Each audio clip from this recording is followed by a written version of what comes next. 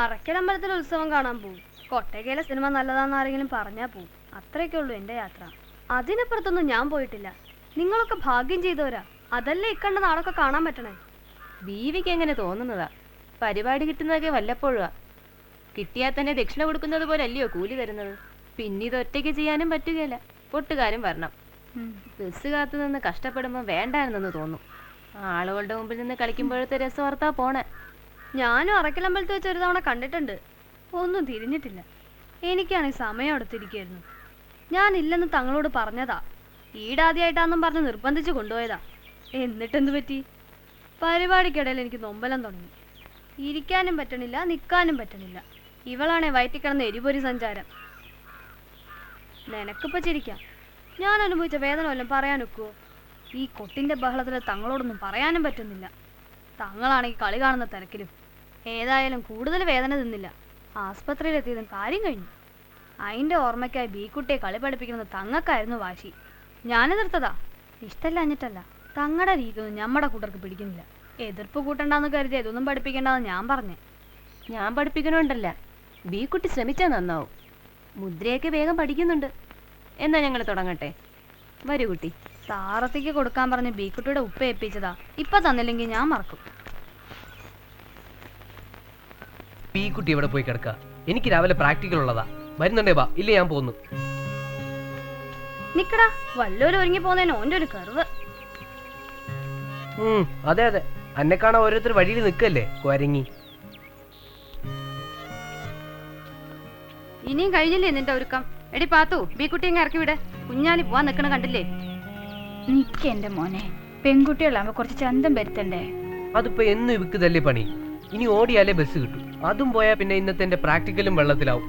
ഓക്കെന്താ, science എടുക്കുന്നവർക്കല്ലേ എന്റെ വിഷമം അറിയൂ. തല ചൂടാക്കണ്ട മോനെ, എന്തെല്ലാം കണ്ടുപിടിക്കാനുള്ളതാ. ബീക്കുട്ടി ബേം പോവാൻ നോക്ക്.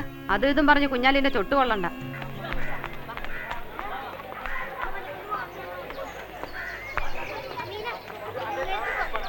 ഈ ചിക്കനവിടെ പോയി കിടക്കുക. ബെല്ലു പഠിക്കും. എന്താ ഇതും തൂക്കി പിടിച്ചോണ്ട് നടക്കുന്നേ? ഏടെങ്കിലും ഇരുന്ന് കഴിച്ചൂടെ? കുഞ്ഞാലിയെ കാണാനില്ല. ആര്? കുഞ്ഞാലി. തെന്നാലി രാമനോ? അയാൾ എവിടെയും കണ്ടില്ലല്ലോ. നിങ്ങൾ കണ്ടോ ഈ കുട്ടിയുടെ തെന്നാലി അല്ല കുഞ്ഞാലി രാമനെ? ഓ, കളിയാക്കാൻ കണ്ട ഒരു നേരം. ആ വോട്ട് കൊണ്ട് കിട്ടിയ നമ്മൾ രക്ഷപ്പെട്ടു. എടാ കുഞ്ഞാലി, നീ ഏടെയാന്ന് ഇത്ര നേരം? നോക്കി നടന്ന് മടുത്തു. ചതിക്കല്ലേ, ഞങ്ങൾ ഇപ്പൊ വരാം. ഒരുത്തന്റെ വോട്ട് കൂടെ പിടിക്കാനുണ്ട്. അതൊക്കെ ഊണ് കഴിഞ്ഞിട്ട്. എനിക്കാണ് വിശന്നിട്ട് വയ്യ. വാ,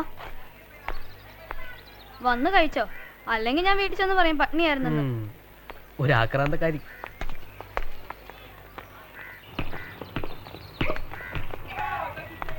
അതൊന്നും പറ്റൂല, നീ പറഞ്ഞങ്ങ് സമ്മതിപ്പിക്കണം. പൂക്കുഞ്ഞെ ഞാൻ ഒരു വിധത്തിൽ സമ്മതിപ്പിക്കാം, പക്ഷെ ഉമ്മ സമ്മതിക്കൂല. ഇതിപ്പോ എല്ലാവരും എടുത്ത തീരുമാനം, മാറ്റാനൊന്നും പറ്റൂല. നടപ്പാക്കാൻ എന്താ വഴി നോക്കിക്കോ. ഞാൻ ഉപ്പാനോടൊന്ന് പറഞ്ഞു നോക്കാം.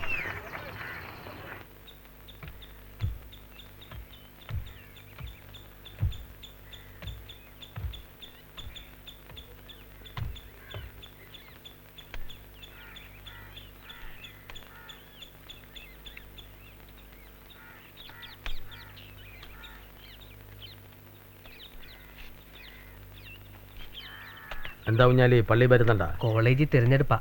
ബീക്കുട്ടിയെ മത്സരിപ്പിക്കണമെന്ന് പാർട്ടിക്കാർക്ക് നിർബന്ധം. ഉപ്പാനോട് ചോദിച്ചിട്ട് പറയാന്നാ ഞാൻ പറഞ്ഞിരിക്കുന്നത്. അത് വേണോ എൻ്റെ കുഞ്ഞാലി? ഈനൊക്കെ ഇറങ്ങിയാൽ പിന്നെ നേരത്തെ കാലത്തൊന്നും വീട്ടിലെത്താൻ കഴിയൂല. ബീക്കുട്ടിയുടെ ഉമ്മ ഇവിടെ കിടന്ന് ഹാലളകും. ഓളെ പറഞ്ഞെടുത്താൽ എനിക്ക് വയ്യ. ബീക്കുട്ടിയെ പിള്ളേർക്ക് ഇഷ്ടാ, അതുകൊണ്ട് ജയിക്കും. അല്ലെങ്കിൽ ഒരു സീറ്റ് പോകുന്ന ഓരുടെ കണക്കൂട്ടില്. അതോരുടെ കാര്യം, എനിക്കെതിരൊന്നുമില്ല. ബീക്കുട്ടിയുടെ ഉമ്മയെ കൊണ്ട് സമ്മതിപ്പിക്കാൻ പറ. ഓ, കുഞ്ഞാലിയും കൂടെ ഉണ്ടല്ലോ എന്ന് ഓർത്താ ഞാൻ സമ്മതിക്കുന്നത്. ചെറുബാല്യക്കാരാണെങ്കിലും കൊല്ലും കൊലയൊക്കെ ഉള്ള കാല, സൂക്ഷിക്കണം. പിന്നെ പഠിത്തവും കളയരുത്.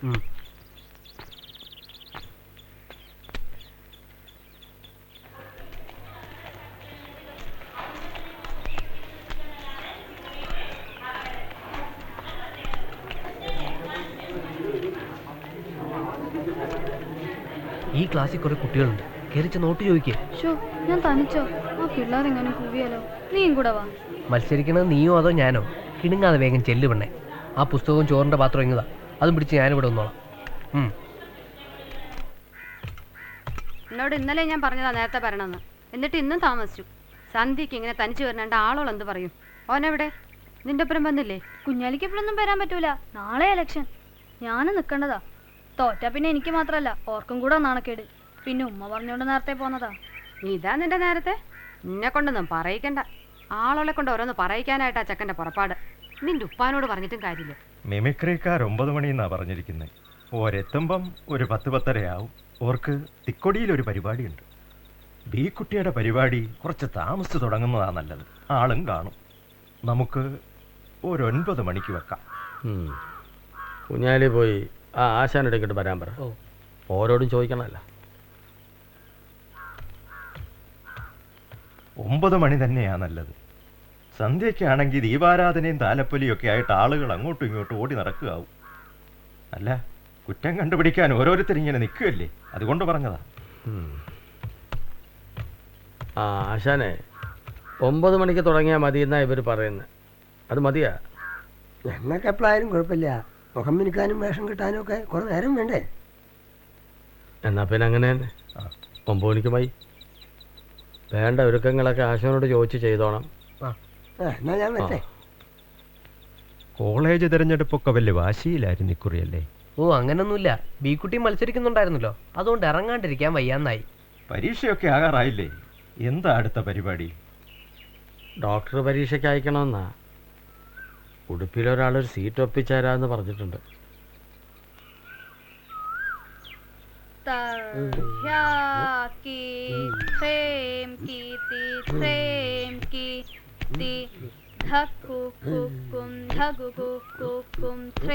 കുഞ്ഞായിരിക്കുമ്പോ ഇപ്പൊ ഒരു കഥ പറഞ്ഞു തന്നിട്ടില്ലേ നമുക്ക്? നിനക്ക് ഓർമ്മയുണ്ടോ ഐശാന്റെ കഥ? ആ കഥ പറ്റൂലേ? പുതിയ കഥയ്ക്ക് ആട്ടപ്രകാരം ഉണ്ടാക്കണമെങ്കിൽ സമയമെടുക്കും. സംസ്കൃതത്തിൽ വേണ്ടേ ശ്ലോകമൊക്കെ. പിന്നെ വീക്കുട്ടി കഥ പഠിക്കുകയും വേണമല്ലോ. പ്രാവശ്യം ഇത് മതി. എന്നാലും ഒന്ന് ശ്രമിച്ചൂടെ? ഈടെ ഇപ്പൊ തെയ്യങ്ങളിലൊക്കെ ഇത്തരം കഥകളല്ലേ. ഐശേൻ്റെ ആകുമ്പോൾ പുതുമയും കാണും. ഞാനൊന്ന് ശ്രമിച്ചു നോക്കാം.